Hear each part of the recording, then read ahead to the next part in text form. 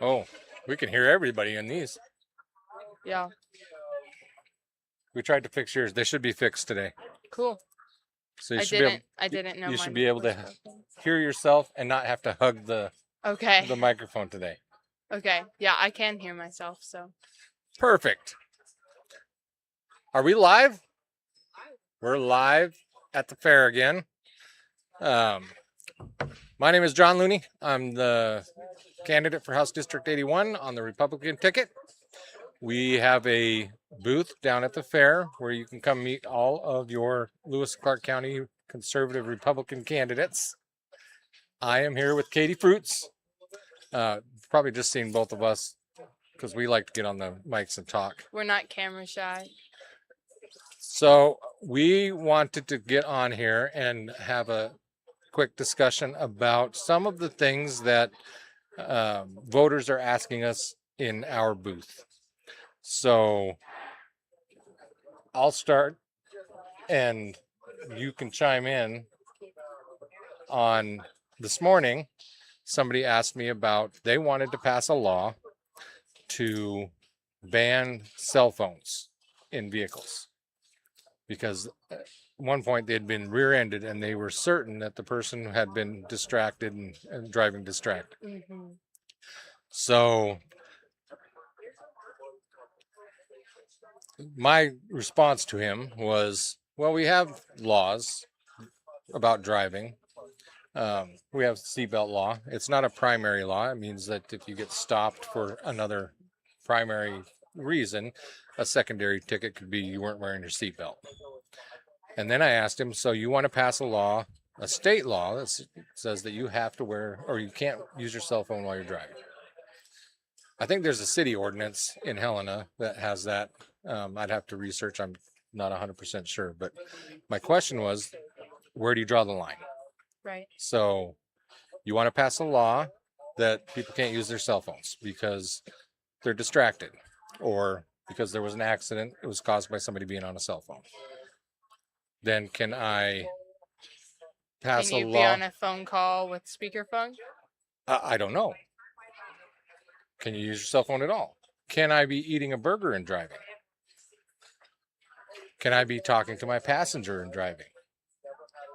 Where do you draw the line and how do you pass a law and how do you make a decision on passing a law if you're passing a law because you're trying to make somebody safer by forcing them to do something that in their own property that will keep them safe?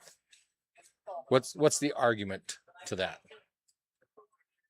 Are you saying, like, what would be the argument to initiate a law Yeah, like that? if you were going to pass a law to ban cell phones from drivers while they're driving, what's the argument?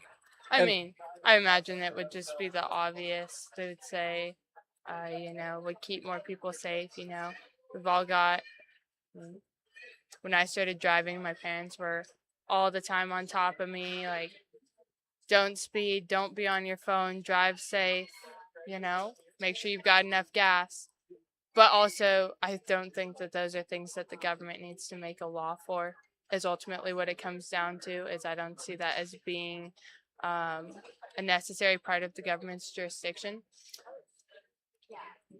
That was my point. I'm like, this comes down to personal responsibility. Right. Well, and you can't legislate people to be responsible. In the same way that you can't legislate people to have good morals. All you can do is, be the hand of justice when someone goes way off the edge.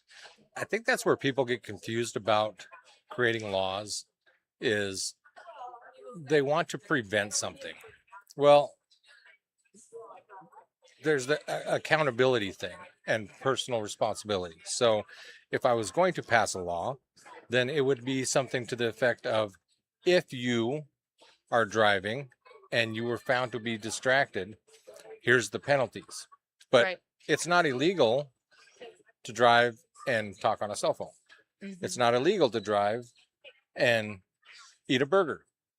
it's not illegal to drive, and have a conversation with the person sitting to the right of you, even if it's a heated argument while you're trying to get home because the house is on fire or whatever the reason is. Right. So when I spoke to him, I'm like, where would you like to draw the line? He's like, I don't want people talking on their phone and driving. Well, I can't force people to not talk on their phone while they're driving, but we can make it a rule that, or we can pass something that says you're going to be held accountable for your Right. decisions. So If that action it ends up resulting in an accident. Right. So I don't know. What else have you heard? I've had a few people bring up flock cameras. Oh. That's kind of a common one right now. I know you and I are going to be on the same page with this, which is that we don't necessarily, or at least I'm assuming we're on the same page, which is that we don't want a surveillance state, essentially. Okay. I would agree with you. I don't want people conducting surveillance or investigations without warrant or proper authority. I also, though, believe that you don't have an expectation of privacy when you go out into public. Yeah. So. But just knowing that you legally don't have an expectation of privacy when you're in public, or even not legally, just in general, I still, that's not an excuse to say that it's okay. Do you see what I'm saying? Like, yes, you don't have that expectation, but that's not an open invitation for, I would say, things like flock cameras. Okay, so let's back it up to something else. So I have cameras all over my office. They monitor the inside of the office. They monitor the outside of the office. If there is an accident out on the street in front of my office, do the officers need to get a warrant to come in and ask if my cameras picked up that accident so they can figure out what happened? I'm not sure what the specific legal process is. That kind of falls under your umbrella of knowledge better than mine, so why don't you tell me? Well, I mean, if there's an accident out in front of my office and my cameras picked it up, you can certainly have it. I have no issues with that. I mean, there's no expectation of privacy in public. You're driving on a public street. Here's where I come down on it. So when I hear people say, I don't want people taking my picture, I don't want to be on social media, I don't want to be on camera, because of law enforcement and my background, my first question is, why? What are you doing that you don't want people to see? If you're out in public and you're doing something that you shouldn't be doing, then that's a different question. Right. So I think that where you're coming down on this is the surveillance state where they. Well, I go to, it's really easy to kind of see, oh, is this drifting into, and this is going to be a little far-fetched, but like Orwellian type, you know Right. what I'm saying? Is somebody tracking me and knows where I'm doing and what I'm doing at all times? Yeah. And I get that. But again, where do you draw the line? So. Well, ultimately it comes down to, I don't know that would be something we could make it. I don't know. What would it look like to make a law in regards to things like flock cameras, and would that be constitutional, or do you think that would fall outside of government's jurisdiction? I think that you cannot use a flock camera to initiate a charge against somebody. So flock cameras, same thing with the speed limit radars beside the school. I do not believe that you have a constitutional authority or right to initiate, because you're just sitting there and you're searching for somebody to do something wrong so that you can charge them. Now, if something happens and you need evidence to support then you need evidence to support the crime, then get the warrants and go check Right. the cameras. But it's like the parking here in Helena. They drive around with the cameras. So if I park my truck in the same spot in front of my office, and that truck comes by and it takes a picture of my license plate, Hmm. and then I go run up to the jail or to the court or whatever I'm doing, and then I come back and I park in the same spot. How does that camera know that I was there for more than 15 minutes or 45 or whatever the time limit is? I have 4 tickets sitting on my desk right now. Parking tickets from parking beside my office Hmm. for more than 45 minutes. And I wasn't there for more than 45 minutes. Gotcha.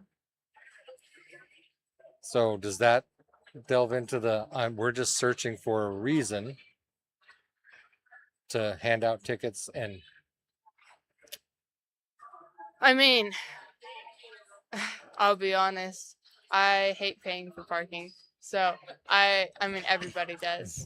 Um and I have wondered that, how much of it is it just them looking to find somebody at fault to charge with something? And you get the same thing, you'll hear people say, "Oh, yeah, there's always police officers at this spot because they know however it is." Like I think in Ellison was where someone was complaining about saying there were cops always waiting because the speed limit drops from like whatever it is down to 45, and so they always catch people there, right?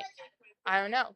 Do you think that sitting and waiting to catch someone somewhere where they're likely to mess up so is just? I don't think it's just. I think that you could probably make an argument, and I've heard sheriffs make the argument that tickets are unconstitutional, speeding tickets are unconstitutional, or traffic tickets are unconstitutional. When I was a police officer in Georgia, the commander for traffic enforcement would tell us, I don't want you out there sitting and catching people and writing tickets. I want you to go park your car near this intersection as a way to deter Mm, bad drivers, or preventative. it's just a Yeah. preventative measure. We weren't out there waiting for somebody to break the law. Gotcha. We were there just as a visual deterrent to slow people down in that area Interesting. or to monitor an intersection or whatever it was. But we weren't, I would sit there for, an hour and as a visual deterrent, not writing tickets. And that I can get behind. Yeah. What I can't get behind is parking behind Target in a 25-mile-an-hour zone when they just built the road and changed it from whatever it was, 40 miles an hour down to 25, and writing tickets all day long. Right. Park there and be a visual deterrent. Don't hide behind a fence and then come running out when you track somebody doing 30 and a 25. Yeah. That is chasing tickets. So I think visual deterrent. I don't think sitting and doing speed traps is... I think that's valid. Because, I mean, you got to ask the question, what is the purpose of administering justice, right? Is it just to give tickets to enough people that, you make a little money?